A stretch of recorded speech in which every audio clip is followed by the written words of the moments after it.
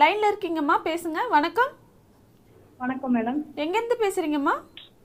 விருதுநகர்ல இருந்து பேசுறேன். விருதுநகர்ல இருந்து பேசுறீங்களா? யாருக்கா ஜாதகம் பார்க்க போறீங்க? என் வீட்டுக்காரருக்காக பார்க்கணும். அவங்களோட பிறந்த தேதி, பிறந்த நேரம், பிறந்த இடம் சொல்லுங்கம்மா. 4/12 4/12 1979.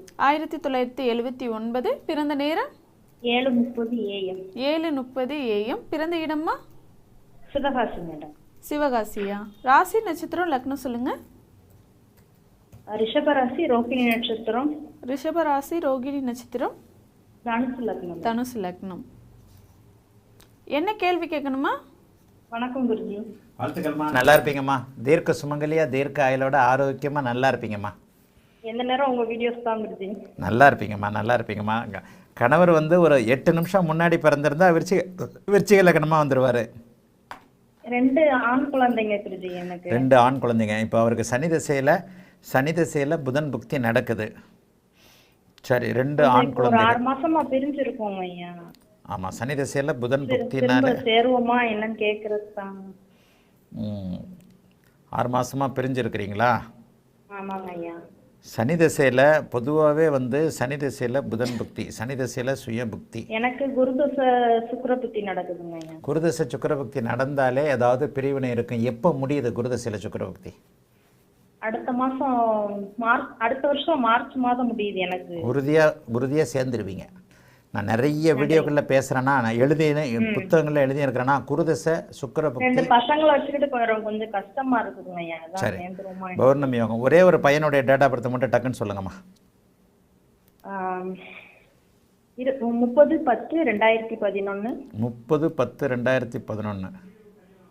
4:10 PM. 30/11. 30/10ங்க ஐயா.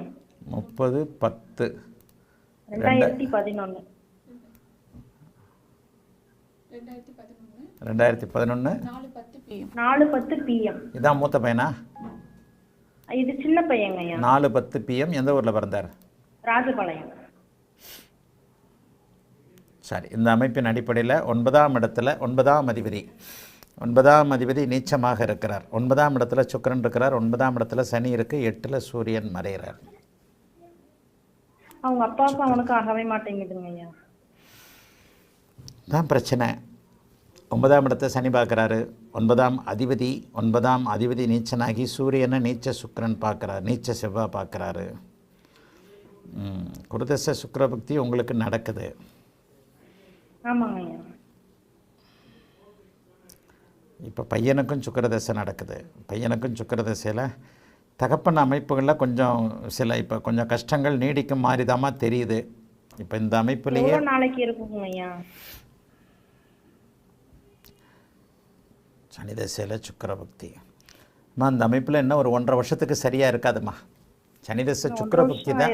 ஆமாம், சுக்கிரபக்தி தான். சந்திர அதியோகத்தில் இருக்கிற சுக்கிரபக்தியில் தான் சேர்ற அமைப்பு. குருதசை சுக்கிரபக்தி முடியட்டும், அதுக்கப்புறம் தான் அவங்களுக்கு நல்லதே நடக்கும். ஆக பையனுடைய அமைப்பிலும் அட்டமாதிபதி தகப்பனுடைய குறிக்கக்கூடிய எல்லா விஷயங்களும் கொஞ்சம் வீக்காகி 9ஆம் அதிபதி நீச்சமாகி 8ல் சூரியன் மறைந்து 8ல் இருக்கிற சூரியனை நீச்சன் பார்க்கின்ற அமைப்பில் உட்காந்து 9ஆம் இடத்துல ராகு உட்காந்து அப்படி இப்படின்னு கொஞ்சம் நெகட்டிவான அமைப்புகள் நடக்குது. இன்னும் ஒரு 1.5 வருஷம் இப்படி தான் இருக்கும். நீங்கள் தான் பெரிய பையனுக்கும் அதே இது, தம்பி சின்ன பையனுக்கு நடக்கிற மாதிரி தாங்க ஐயா. சுக்கிரதசை தான். சுக்கிரதசை தான். மீன லக்னம். அட்டமாதிபதி தசையில் தாயைத்தான் பாதிக்கும். தாயை கடுமையாக பாதிக்கும். இவருடைய ஜாதகத்திலையும் மனைவி அமைப்புகள் கொஞ்சம் நல்ல வேலையாக நல்லா இருக்குது. 7ஆம் அதிபதி 7ஆம் இடம் எல்லாத்துலேயுமே கெட்டு போகாமல் இருக்குது. ஒருவேளை விருச்சிக லக்னமாக இருந்தால் நான் 15 வயசு இளமை தாங்க ஐயா. என் வீட்டுக்காரர் 15 வயது இளமை. ஒருவேளை விருச்சிக லக்னம் கோபக்காரராக இருப்பாரோ? கடுமையான கோபக்காரன். வந்தால் அதிகமாக வருங்க. சண்டை அதிகமாக வரும். கோபக்காரர். ஆமாம், விருச்சிக லக்னமாக தான். நீங்கள் நிரந்தரமாக பிரியறதுக்கான அமைப்புகள் இல்லை, தற்காலிகமான பிரிவாக தான் இருக்கும். குருதசை சுக்கிரபக்தி முடியட்டுமா. குருதசை சுக்கிரபக்தி கணவன் மனைவியை பிரிக்கும்ன்றதை நிறைய இடங்கள்ல எழுதியிருக்கிறேன். அது உங்களுக்கே புரியறதுனால தானே நீங்களே. சரி, அப்போ பொறுமையாக இருங்கம்மா.